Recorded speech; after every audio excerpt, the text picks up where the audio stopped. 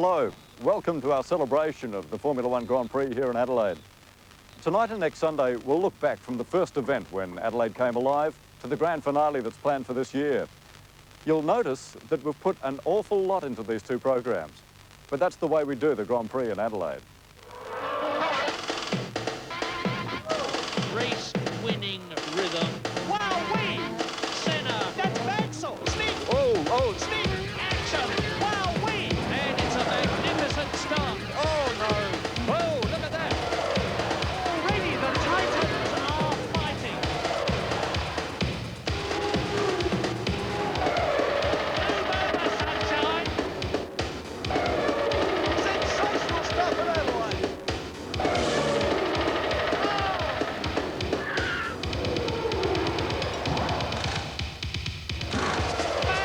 Fantastic! Perfect! Senna Max are furious! Oh, great stuff! Oh! It's starting turbo! He's blown it! Oh! I mean, it's enough for you to look at. He's been a naughty boy.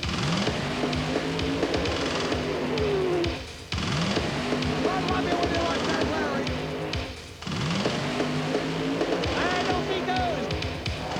Oh, what a pity! Oh, no!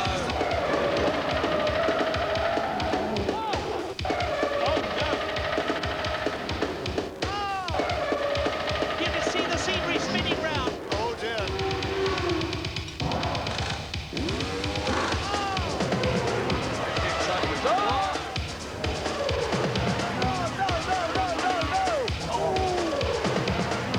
Mansell looks as though he's trying to catch him up. Here we go.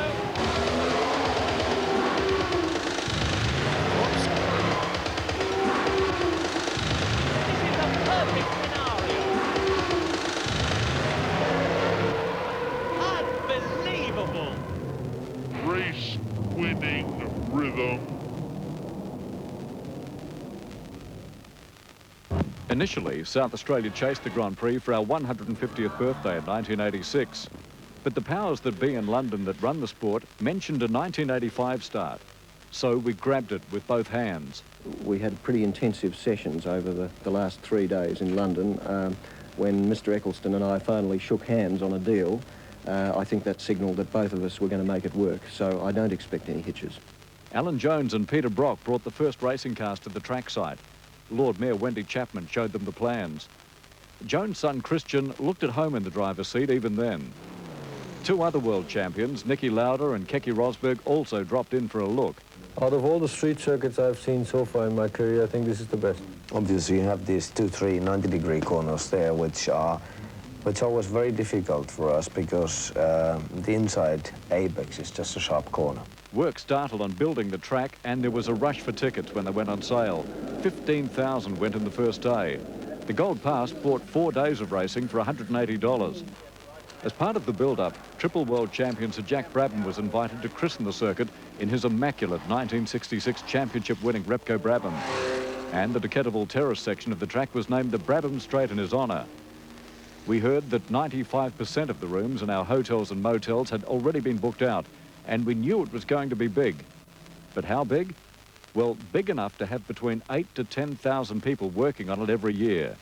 They're involved in security, catering, hospitality, cleaning, maintaining, and working as marshals and officials.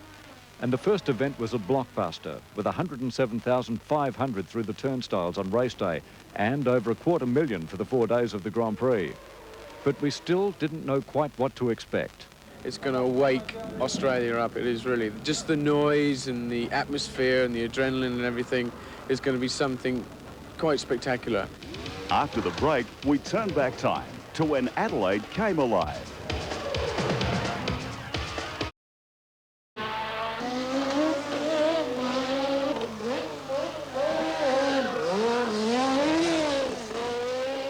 The new Adelaide Grand Prix track got an immediate seal of approval from the best drivers in the world. I must admit that this one is one of the best already, and I did not try with my Formula 1, but it should be the best. Street circuits is the best one so far I have seen. Very professional work. I'm an American. I'm proud to be an American, but this has embarrassed what Dallas did. One of the McLaren mechanics said to me, and these are people who have been everywhere, have seen everything and done everything, and he said to me quite spontaneously, as far as we're concerned, you could pick this place up and put it anywhere that we go to and it would get 10 out of 10.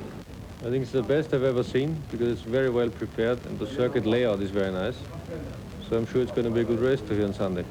Australia's 1980 world champion Alan Jones was given the honour of leading the cars onto the track for the first ever serious lap of practice for an Australian Formula 1 Grand Prix. Fantastic, really good. It's a really nice layout. The main straight's a little bit bumpy, but otherwise I can't fault it. And Adelaide's Glenn Dix, the most flamboyant flag waver in the world, knew exactly what he planned to do. I'll be able to get out and let the driver really see that he's come to the end and then get back in the safety of the safety fence. But our Grand Prix Carnival was always much more than just a car race. We craned our necks upwards for the air shows, and who could ever forget that first appearance of the FA-18?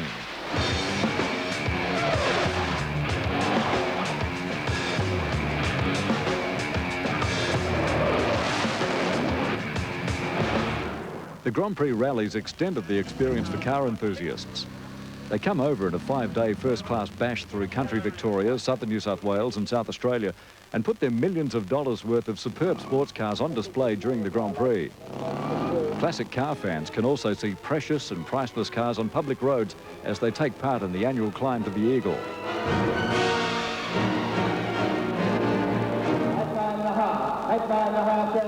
There's the chance of picking up something pretty special at the auction. The Elvis Presley Eldorado was passed in at $50,000, but a 30s Packard went for a cool $90,000. And on the track, parades and displays of cars that have made history. Classic Bugattis, Ferraris and Elfins have been among the majestic machinery that's gone on show. We saw the car Farina drove to victory in the very first World Championship race in 1950. Jack Brabham took the championship Repco Brabham around again. And the great Juan Manuel Fangio, world champion a record 5 times, was reunited with Mercedes. From the sublime to the ridiculous, and the Grand Prix goes to the dogs every year. Thousands take to the track on the weekend before things get serious. The Canine Grand Prix is Australia's biggest dogathon. Hopeful hounds are there in all shapes and sizes. There's no end to the creativity in canine clobber. Some strain at the leash, but it's a race where there are no underdogs. The top dogs would dash for the finishing line in about 9 minutes, but it took as much as an hour and a half for some of the tail enders to come in. Records have been set. One group completed the fastest ever destruction of a grand piano.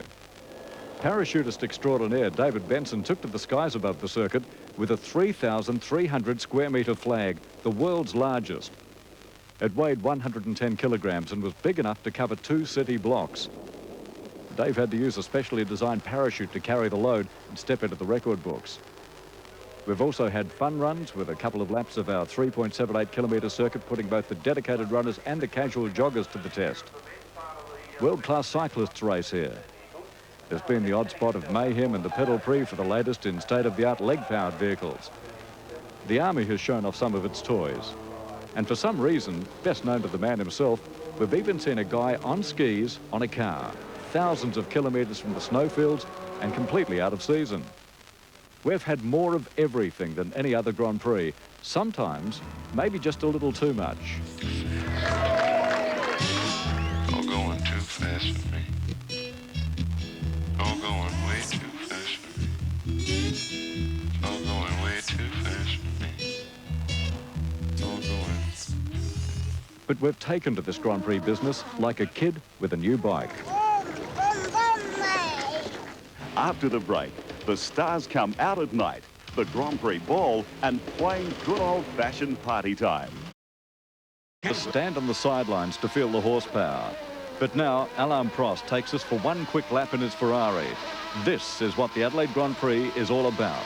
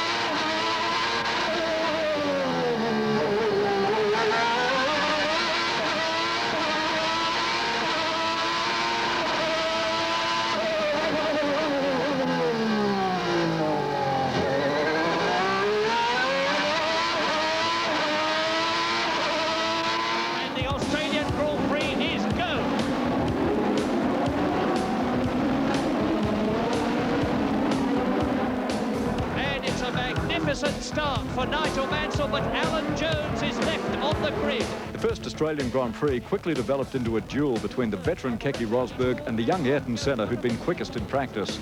Senna ran on the ragged edge. He left the track at Brewery Bend, then clipped Rosberg's rear wing and lost his front spoiler, then left the track again. Ayrton Senna has gone off the track. He's gone off the track. Well, this is live now. This we're back live to. It's in front of the pits. He's overshot the pit lane. He's in trouble. Three-times world champion Niki Lauda had fought his way into the lead, but he left the race dramatically. And he's completely smashed the front of the car. Senna's engine eventually expired, ending a frenetic first appearance in Adelaide. And Ligier teammates Streff and Lafitte pushed their friendship to the limit, but still finished second and third. Hit him, and Streff is going to be out of the race. He's destroyed his suspension. Rosberg went into the history books, winning the first Australian Grand Prix for championship points. Rosberg comes up to win, and well organised the Australians. A truly marvellous race with lots of drama. So the Australian Grand Prix won by Keke Rosberg. There he is. That was our first taste of the ultimate in motor racing. But 1986 showed that we hadn't seen anything yet.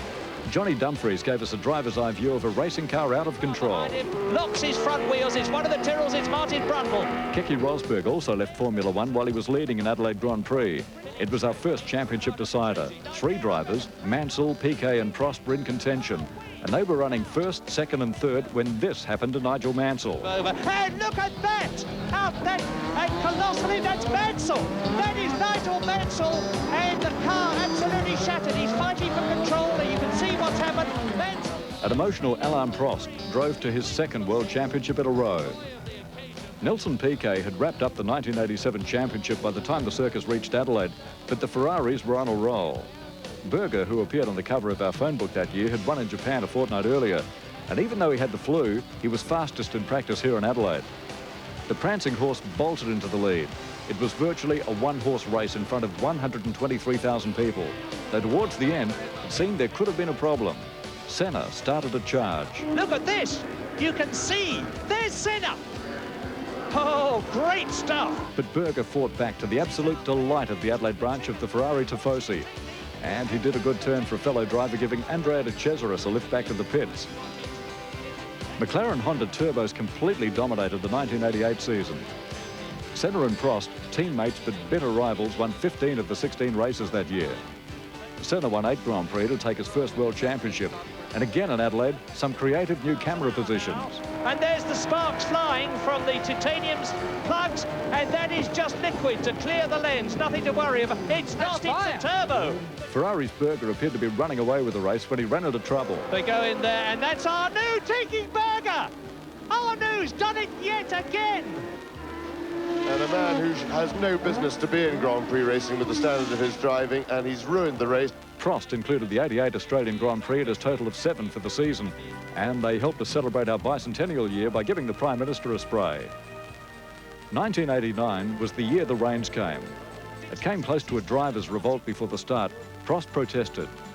Senna remained in his car as the countdown continued.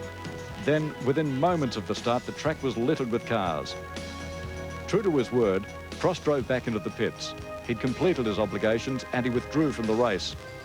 The cars were cleared away, the race was restarted, and Senna showed his consummate class by opening up a huge lead. There were examples of brilliant car control by Mansell. Season, there's a spinner, and that is Nigel Mansell. And Ayrton Senna. His way up to left, and there's Senna. Senna spinning. Spin, spin, spin. Round, round, round he goes. Then carnage. He walks further down the street with the brim pulled way down low. No sound but the sound of speed. That's what would have happened to Derek in an incredible scene. Are you ready for this? Are you hanging on the edge of your seat? As you see there, all the sound of the beat, yeah.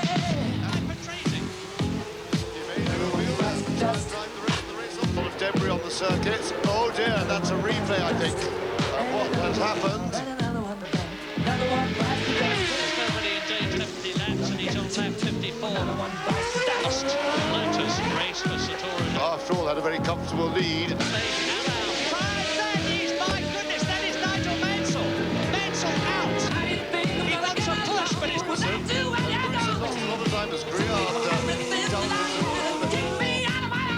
Williams driver Thierry Boutsen won the Adelaide Grand Prix from the Italians Nannini and Patrese.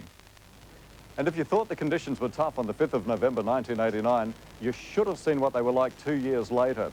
We'll show you that race at this time next Sunday. It was the shortest in the history of the World Championship. That and much more in part 2 of 10 fantastic years of the Adelaide Grand Prix, next Sunday night at 5:30. We'll see you then.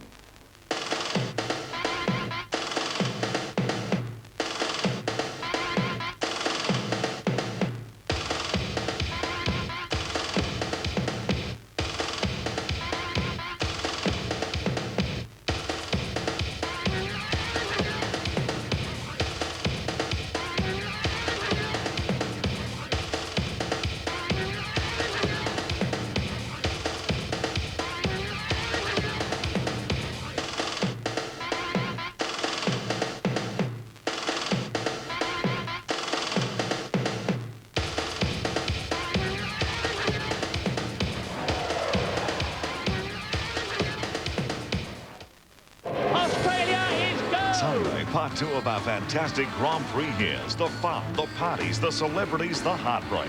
Join Rob Cohen as we look at 10 fantastic years of the Adelaide Grand Prix. The finale, Sunday, 5:30, Channel 9.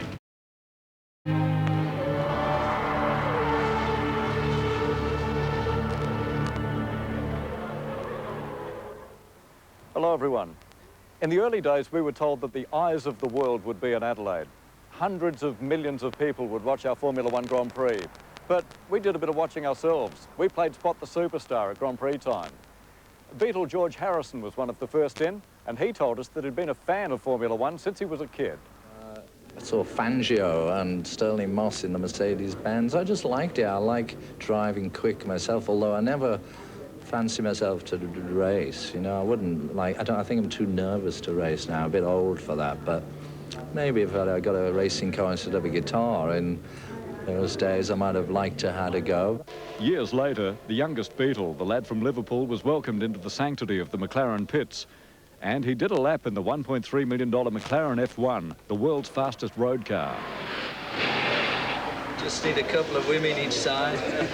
We brought Cher in for the after-race concert in 1990, although one fellow didn't know what all the fuss was about. Excuse me, this man. Excuse me, Oh, we're just careful, ordinary careful. members of the public walking, if you don't mind. You're just getting caught up in something that's bigger Yeah, than both of there's us. something bigger than the both of us. Anyway. Thank you very much. Cher sure delivered. Tickets were still being sold an hour into the Grand Prix itself, so part of that huge crowd on the oval weren't there for the race.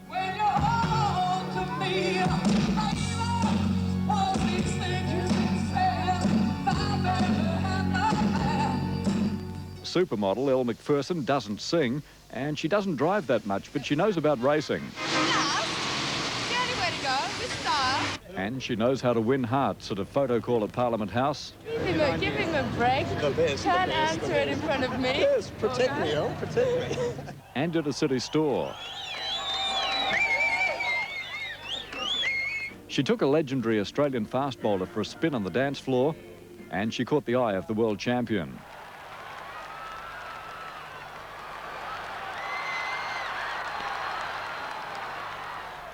Whinge, whingy, whinge. I mean, they say Poms whinge, don't they? They say we whinge, but I'll tell you, we travelled 14,000 miles to go to the Grand Prix. Grand Prix. Oh, and what happened? It rained. It rained, Australia. It's not meant to rain in Australia. I'm on that plane home tomorrow, I'll tell you. I mean, I felt sorry for old Nige. We come all the way out here to support old Nige. Mansell. And he had a little bit of a spin, which is a bit of a shame. A bit of a curly-whirly on the track, mind you. And did you see the conditions there? They were quite good, I thought, for Britain.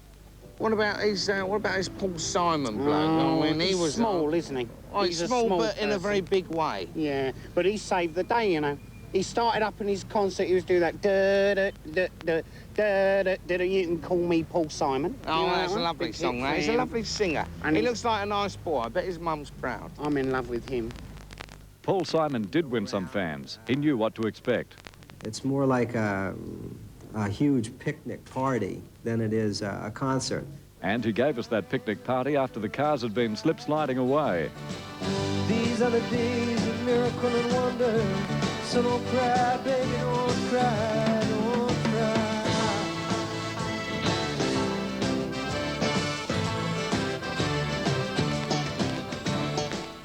stars of Jesus Christ Superstar were among the big names of Australian music who have performed at the after-race concert. John Farnham did a little multi-skilling at the news conference. And with rain becoming part of our Grand Prix tradition, James Rain.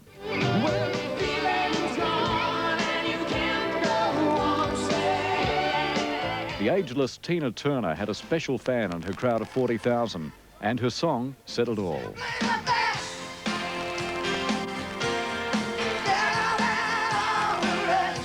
A special moment was shared by superstars from the different fields of endeavour. Hello, everybody. Everybody have a good time. Adelaide people took Ayrton Senna into their hearts more than any other, and he's always appeared comfortable here, doing the normal simple things like picking up a hire car, checking into his hotel, going to the ball, or just enjoying the city's hospitality. And when he was gone, we mourned his passing like the loss of someone who was dear to us. There's a memorial to remember the man who won 3 world championships and whose star shone so brightly in Adelaide. Over the years, we've come to know many of the Formula One drivers as personalities in their own right. These men are among the highest paid sports stars in the world, but they've been very down-to-earth human beings when they've let their hair down at the end of a hard season. Nigel Mansell's often been the first into town to catch up with his Adelaide connection, his sister Gail Freeman and her family. He knows his way around our golf courses. He's also caught a shark in South Australian waters. It's not a small fish. This fixing on the back is safe, right? I mean, I don't want to go off the back here. Gee, watch, when we get it in, it'll be that big. I mean, he's off again. Going out. Go now.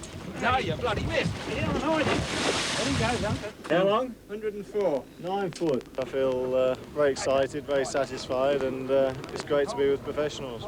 But it wasn't all plain sailing on a fishing trip up the Murray. Mansell and his crew were on a luxury houseboat when a $20,000 speedboat capsized and sank. The new world champion led the rescue. Not many people can catch an 80-mile-an-hour speedboat on their first try. I mean, heck, look. I mean, is that a big one or what? And he was even willing to help get it going again. This engine will be fine tomorrow. I promise you. I mean, I'll even help you do it if you like. Charge you a fortune, but... We shared Damon Hill's first exploratory lap. This is the first time I've ever driven round it. It looks inviting, waiting to be raced on. Do one more lap. They won't mind. Jordan driver Ruben Sparacello is a former Brazilian kart champion. Let's go! His idea of having a good time was hurling a tiny go-kart around an indoor circuit, racing his boss, Eddie Jordan. Just shows you how slow Barrichello is. I should be driving the car myself. Jordan's an Irishman, and he's a dab hand on the spoons, playing the music of the Irish. Jordan employee and fellow Irishman Eddie Irvine celebrates his birthday at the Adelaide Grand Prix. He'll be 30 here this year. Next, we'll see our homegrown heroes, the stars of Australian motorsport, taking it to the streets. The headlines, but Australian motor racing fans have always had a soft spot for the local legends in Group A touring cars. We've had some sensational races here over the years and some very memorable moments. Watch this now, side by side. Seaton keeps the line. Bang, he hits a ripple strip. Jimmy comes back on the inside. Tries to come him down the outside. Oh, Larry! I love you when you like that, Larry. Buckle up, Australia. This will be a good one. Oh, Mark Scape trying to get back onto the circuit and got collected. Debris carnage going all over the place. The red mist comes down in front of their eyes and away they go. Oh, Brocky! Brocky goes in. Oh, no. On the inside, side by side. Oh, Larrikin Larry has gone the long way round. Now Johnny Bowen fights back. This is just great. For the record, Jim Richards won here 5 times and last year belonged to John Bowe. The superkarts have been sensational, highly competitive, racing at breakneck speed with great skill, centimetres from the ground. But Adelaide's Barbara Hepworth had a horrifying moment. Corner, then up the next straight. Oh, straight in. Barbara Hepworth straight to the fence there. Phew, I hope she's all right. Oh, bad luck. Oh, there's 2 in there. There's fire in kart 6 as well. My gee. Oh, and his suit's on fire there too. I hope they've noticed that. When I saw the wall coming, I just closed my eyes and kept everything tucked in. Barbara did have much better days. Well done, Barbara Hepworth. And Jerry Siebert had a fantastic win in the wet, fighting his way up from 19th position on the grid. Formula Brabham is Australia's premier open wheeler class. Mark Scape was in a class of his own here as national champion. Mark Larkham put in an electrifying drive. He carved his way through the field from the rear of the grid to finish second to Paul Stokel. Albert Gallagher hit the wall very hard near Banana Bend last year, and you could see his disappointment. And Paul Stokel was a hot favourite to win that race till he wrecked his car in qualifying. Into the wall, Paul Stokel. Oh no, look at that. He'd just finished a lightning fast lap, good enough for pole position, but tried to go even faster. We've seen the enormously popular HQ Holdens. This is one of the allegedly cheaper forms of motor racing, where the enthusiasts can let it all hang out. Formula Fords are the nursery of Australia's up-and-coming open-wheel racing drivers. And there have been fast and furious and sometimes very expensive drives when millions of dollars worth of Teutonic technology has raced for the Porsche Cup. But have you ever seen anything quite like this? Our captains of commerce going hammer and tongs in tiny underpowered go-karts in the annual corporate kart challenges. Even our flag waving's been different. With Glenn Dix doing his best as usual to break his wrist, elbow and shoulder all at the same time. The Formula One teams have offered their machinery for some very odd tests of speed as part of the circus aspect of the Grand Prix. A British Navy helicopter challenged Riccardo Patresi's Brabham to a lap of the circuit. The chopper won, sort of, and Patresi accused the pilot of cutting the corners. Yeah, I think it's easy to go straight instead of the corner. Anyway, I think it was for fun. And Johnny Herbert put his Formula One Lotus up against Alan Dobson's 2,000 horsepower dragster. The strip was a quarter-mile stretch at Edinburgh. The dragster won, but it's not very quick around corners. There have also been touching acts of kindness. The Ferrari drivers paid a visit to the Children's Hospital, and one of the youngsters made a pretty good interviewer. How do you think you'll go this weekend? It depends of the weather, because, you know, when it's raining, it's terrible here. And the Ferraris gained a small band of lifelong fans. We'll take a break, then show you a group of boy and girl racers and one wedding that really takes the cake. Fantastic! Through history, each great race finishes with the traditional ceremony on the winner's podium. But couples have chosen to begin their journey into married life with a simple ceremony on that very spot. Tomoko Ando and Atsushi Hamada won a competition in Tokyo. They were flown to Australia for the wedding and honeymoon. The bride wore a $1 million wedding gown with each diamond, pearl and crystal painstakingly sewn onto 50 metres of ivory tie silk. The wedding was shown live to millions of viewers in Japan and around the world. And there have been other GP-related weddings. 8 years ago, musical marvel James Morrison met Miss Australia Judy Green at the Grand Prix. They were both celebrity drivers that year. They married and now have 2 children, Sam and William. The concept of a celebrity race must have been designed to bring out the boy and girl racer in the best of us. KG Cunningham was still on the rev limit outside the car. Nicky Lauder, eat your heart out, baby. David Hooks had a spot of trouble in the S's. Coming out of the S's, coming out of the Y's, coming out of the Z's. I had a bit of trouble going to most bins. Gordon Elliott didn't quite make it through the official practice session. And rock guitarist Mark Knopfler was in dire straits. He belted the wall and broke his collarbone. But did that deter our stars of rock and roll? If you crash, you don't have to pay for the damages. It's even better. Adelaide's international tennis star Darren Cahill says the race was a highlight of his career. I had to give away 2 tournaments, 2 quite big tournaments to drive in the Grand Prix. But look, it was worth every cent. It was just the whole week leading up to it, the festivities, the celebrations, the whole atmosphere of Adelaide. I think to be a part of a Formula One Grand Prix race in some way, and it was a small way, but it was definitely one of the thrills of my life. But remember those conditions. Shocking, absolutely shocking. I think it was the worst day there's ever been for a Grand Prix. We had conditions like today for the whole week leading up to the Sunday, and then on Sunday it just rained and rained and rained, and we couldn't see anything ahead of us, and it just made for a really exciting race in the end. Former fast bowler Max Walker could never be accused of making a lightning start in his race in 1992. It'll be a bit like going into bat with Joel Garner coming out of the black side screen at 10 o'clock at night. Oh, they're away. The girls have taken centre stage with a couple of classic celebrity races for ladies only. Help! Dame Edna Everidge, housewife superstar, even had her own parade down King William Street. I'm not sure that I'll win, but I'll have fun, and isn't that what it's all about? And it was only appropriate that in a year of celebrity chicks, TV star Plucker Duck was invited to spread his wings and fly. Australia's world champion netball captain Michelle Filkey loved a chance to race. Pat Mickens sat down with me one day and said, what would be the highlight of your career if you really had to pinpoint one out now? And I said, oh, 1991 World Championship, but, definitely the 1992 Grand Prix, because I just had such a ball, not only the experience of the race, which was the best, but the experience of the driver training beforehand and some of the idiot things that we did in cars, it was incredible. The race, the duel with skier Kirsty Marshall, brought the crowd to their feet. I saw Kirsty coming up behind me and I thought, well, whatever I'll do, I'll zigzag so she can't get that momentum. And I think at that stage I thought, I think I've got this. I've got 2 corners to go. Just hang on. So it's really funny. We had to have our windows down in our car. And the whole lap, I could hear them saying, Filks, go, And about when I heard about the 3rd lap, that I had passed, the roar that came round on that next lap was so intense that I just felt that support of, wanting an Adelaide person to win. And especially down that end straight, I thought, I've got her here, she can't get me. And it was just a magnificent feeling. Fellow Australian netballer Catherine Harvey won the next year. Bang, bang, bang, bang, bang, bang. They all come together. But Tony Collette was the unbridled star of the show. That looks like Ken Suckers. Oh! After he leaves the car park, I got the windscreen wipers and going, everything's on. And She's look got at a the big smile. smile on her face, though. She's having a great time. Another. Whoa. Oh, big tap up the backside. It was now. Oh, what a, this is a cat fight. I can't believe it. I'd pay to be in the race. It was that good. It was fantastic. In fact, I've even paid to go back and have more lessons driving since then.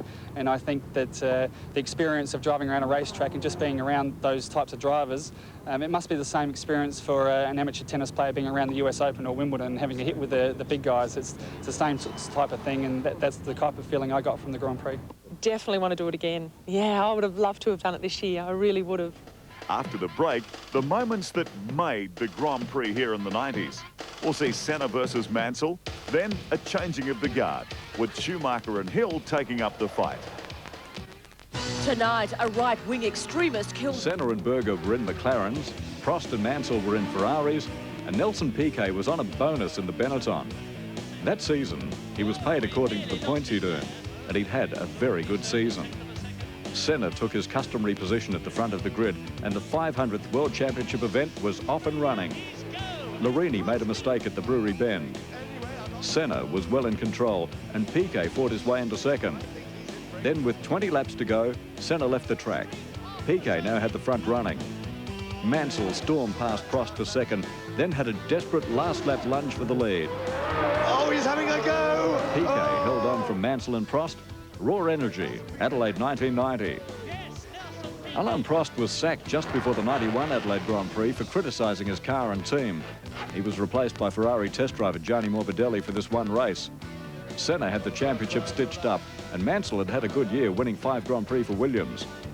A wild storm hit the track about 40 minutes before start time, and Mansell's prediction was right on the money. The biggest thing we've got to worry about is staying on the circuit. It's a good start by Senna and Berger and Mansell. Senna and Mansell got away as the rain bucketed down. The previous year's winner had his hands full. Piquet there, and off goes Piquet. And Brabham Straight was suddenly littered with the debris of crashed cars. Martini spun to add to the clutter. Patrese was severely handicapped by something he picked up. Then Mansell's race was over. It is. Nigel Mansell has spun out of the Australian Grand Prix. There were more spins, and an angry Ayrton Senna decided that enough was enough. Stop the race, he's saying. Red flag is out.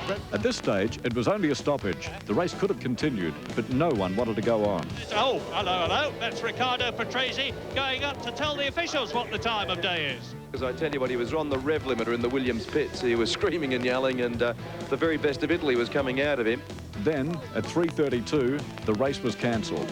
With 14 laps on the board, it was the shortest Grand Prix ever, with the official results showing Senna first from Mansell and Berger. In 1992, it was Mansell versus Senna, with the others in trouble at the first chicane. The front-runner swapped the lead on the first lap. Already the Titans are fighting. Gugelmin destroyed his Jordan at the end of the straight. Then on lap 19, the sensation of the season. They'll both go out. Mansell was destined not to finish the Australian Grand Prix, and that's exactly the same situation for Ayrton Senna, and Mansell is furious. Their understudies, Berger and Patrese, took over where they left off, and Schumacher started his run. Move over, sunshine, says Schumacher. Patrese had engine trouble, and Schumacher closed the gap with a calculated and relentless charge. But Berger just held on to take the checkered flag. He wins the Australian Grand Prix by 0.7 of a second. Unbelievable. Senna was on the pole in Adelaide for the 6th time in 1993, but there was trouble among the midfield runners. Katayama stalled. Eddie Irvine was also in strife, and Ken Tyrrell wasn't happy that his driver was sent to the rear. But they were away at the 3rd attempt. Pedro Lamy was the first corner casualty. Senna led Prost and Hill. The Williams drivers fought for 2nd place, neither enjoying the traffic. By lap 52, Hill was flying. Damon Hill is the fastest man on the circuit. JJ Leto had a heart-stopping moment. Oh, that is JJ Leto. Senna was unchallenged out in front. Hill saw a chance to pass Prost, but lost it. It was Senna's last race for McLaren, the team that had given him 3 world championships. After the race, he offered a hand of friendship to his rival, Alain Prost, then ended that long, bitter feud by graciously sharing the winner's podium with the new and retiring world champion. It was Ayrton Senna da Silva's 41st and last Grand Prix victory. The script for the 1994 race was a thriller.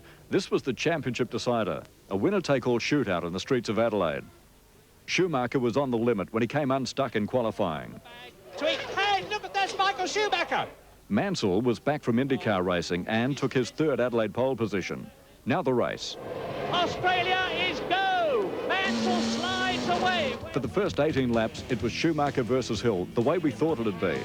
Then a rare sight. Yes, they're coming in together. Hill was aggressive and desperate, and Schumacher was under pressure when he swiped the wall. Hill saw the gap, and the championship was decided in controversy. Oh, out goes Schumacher. The German is out of the Australian Grand Prix, and Damon Hill only has to keep going. But that was not to be. Hill's damage was terminal. Schumacher learnt that he'd won his 1st world championship, and Hill felt the anguish of an opportunity lost. But with the young Lions out, the seasoned campaigners took over. Berger ran wide. Mika Häkkinen crashed, and Nigel Mansell finally won at Australia. Celebrating on the podium were Mansell, Berger and Brundle. As luck would have it, 3 drivers who were here for our very first Australian Grand Prix. So that was Formula One motor racing Adelaide style. We hope you've enjoyed the program and the Grand Prix as much as we have. We're just about ready for Adelaide's last blast. The stops are out to make this the biggest and the best yet. Fasten your seatbelts, get ready for the grand finale right here from the 9th till the 12th of November. Thank you for watching. Take care.